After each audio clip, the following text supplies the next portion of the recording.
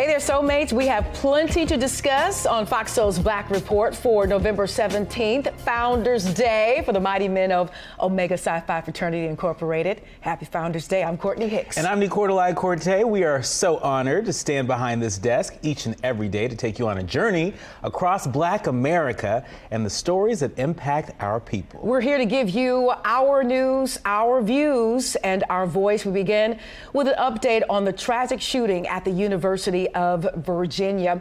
We're learning now from police that one of the victims was shot while he was asleep on that bus returning from a field trip.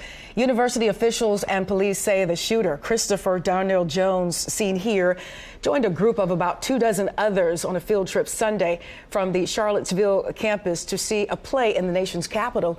When their bus arrived back on campus, that's when Jones opened fire. The violence Sunday night left 3 football players dead and 1 player, along with another student, wounded. Jones, the shooter, turns 23 today. He did not enter a plea to the numerous charges he faces and said he plans to hire an attorney.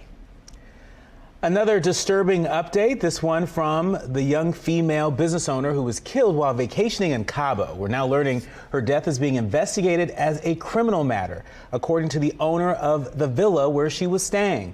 Robinson, 25, and her group of friends were staying at Villa Linda. And it's at CaboVillas.com. It's a CaboVillas.com property when Robinson was allegedly found unresponsive by her friends and eventually declared dead. However, new video is surfacing showing those very friends she went on the trip with attacking her and telling her to fight back. We'll continue to follow this and bring you the very latest. Yeah, that video has gone viral across social media.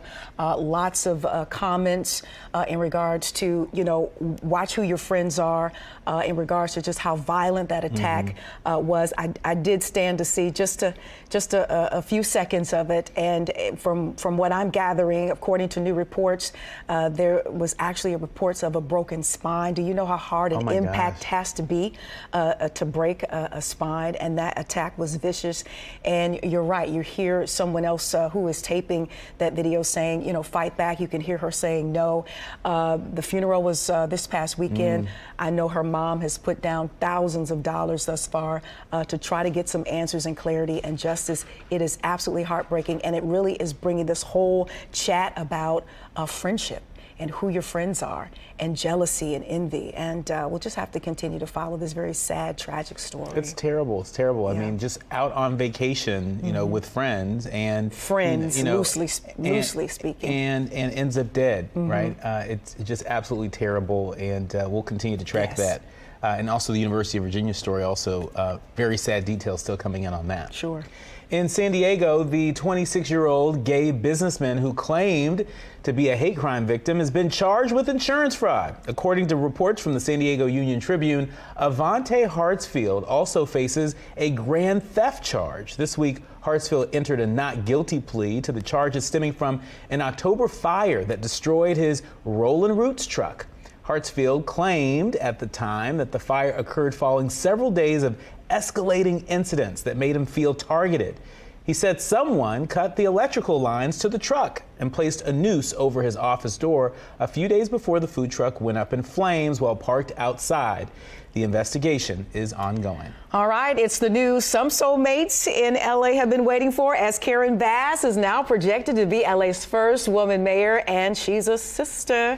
Opponent, billionaire businessman Rick Caruso, conceded the election last night as her lead increased to more than 46,000 votes, pushing her beyond reach and onto a very clear victory. As you can see here, Bass will be the second Black LA mayor in 29 years. Some of you, like myself, may remember the late Tom Bradley, who was the city's first Black mayor from 1973 until 93. Mayor Bass, really like the sound of that. Now off to Capitol Hill, where it's expected to be 2 years of divided government, as Republicans have won a slim majority in the U.S. House of Representatives. Now, this all comes after the Democratic Party holds control of the Senate. Now, the concern now is that with this win for the Republican Party, more potentially damaging investigations on the Biden administration and his family could begin.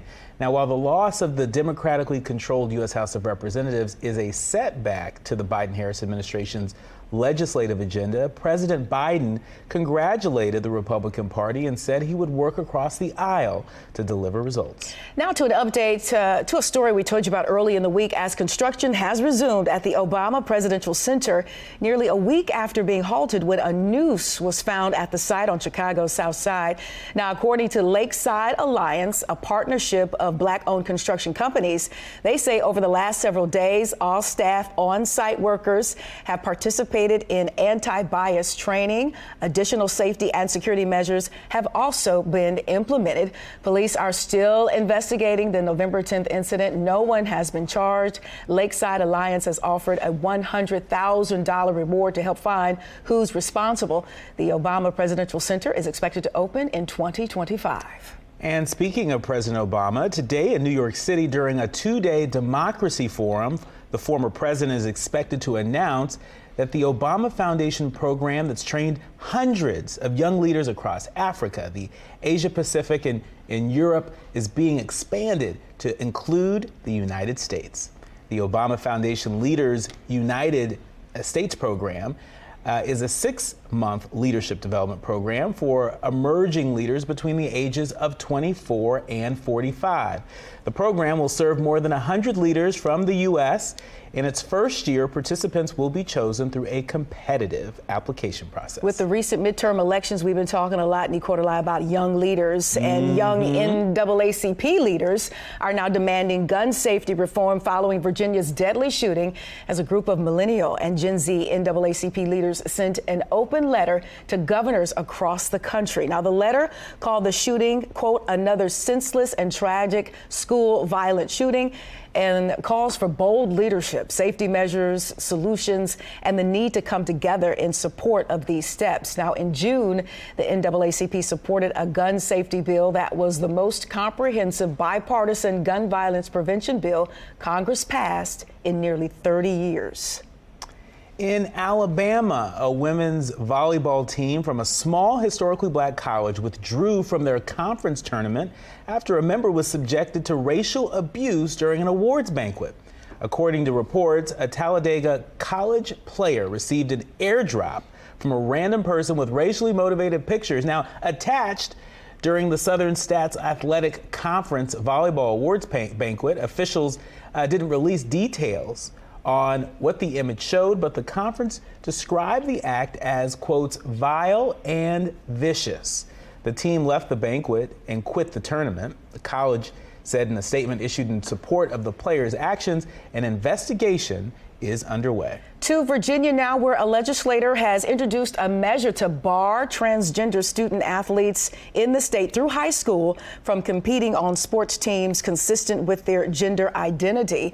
The bill is a continuation of a less restrictive proposal that failed to advance last time that legislature met. The new addition would amend an existing state law requiring that public school students undergo a physical examination to determine whether they are, quote, physically fit for athletic competition, to include an examination to determine a student's sex assigned at birth. Now, the measure would also mandate that school sports teams through college to be designated based on biological sex rather than current gender. The fight continues to protect same-sex marriage across the nation. Now, this week, the Senate cleared a key procedural hurdle towards a historic bipartisan bill to protect same-sex and interracial marriage. Now, while the bill would not set a national requirement that all states must legalize same-sex marriage, it would require individual states to recognize another state's legal marriage. So in the event that the Supreme Court might overturn its 2015 Obergefell versus Hodges decision that legalized same-sex marriage, a state could still pass a law to ban same-sex marriage, but that state would be required to recognize a same-sex marriage from another state. Support for marriage equality among American voters hit an all-time high in June of nearly 60% of adults. All right, soulmates, this story blew my mind, which is why we got to keep up on things happening like this. This week, the Berkeley County School District, that's in South Carolina, swore in a new board member or new board members, 6 of whom were endorsed by the conservative activist group Moms for Liberty. Now, within 2 hours, the board voted to fire the district's first black superintendent, you see here, terminate the district's lawyer, ban critical race theory. They set up a committee to decide whether certain books and materials should be banned, and voted for one of the chairs to be replaced by a local attorney who is white and backed by Moms for Liberty. This is all according to NBC News. Now, the swift moves show the impact of Moms for Liberty's focus on electing conservative board members and prompted uproar among some community members in attendance. Now, Moms for Liberty said it has endorsed more than 500 school board candidates across the country. Just this year alone, 49% of whom have won.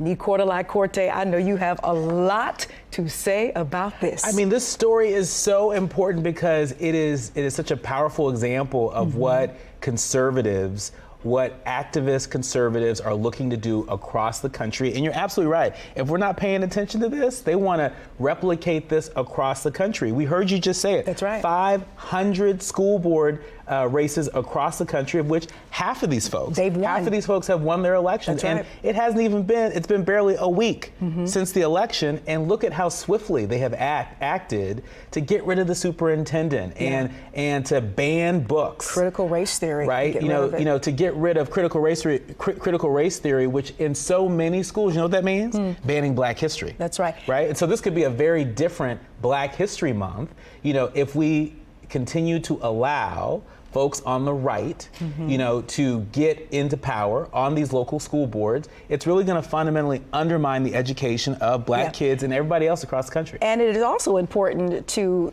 use this as an illustration and an example of how powerful organization is. Even though we might not be in agreement with what Moms for Liberty is all about, it shows how you have to be organized.